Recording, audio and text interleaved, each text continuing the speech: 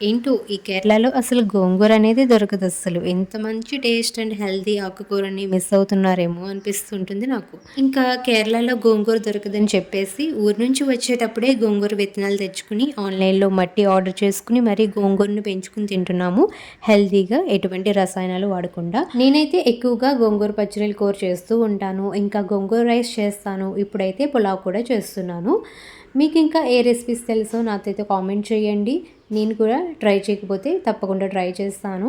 ఇక్కడైతే పులావ్ చేస్తున్నానండి. ఏం లేదండి, మామూలు మనం బిర్యానీ ఎలా చేసుకుంటామో అలాగే పులావ్ కూడా ఈ గోంగూరని యాడ్ చేయాలి. కొంచెం టేస్ట్ అయితే డిఫరెంట్‌గా ఉంటుంది.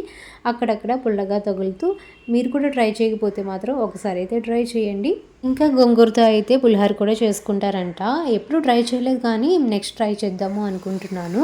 గోంగూర పులావ్ అయితే చక్కగా రెడీ అయిపోయింది. దీంట్లోకి పొటాటో కర్రీ వేసుకొని అయితే తినేస్తున్నాం.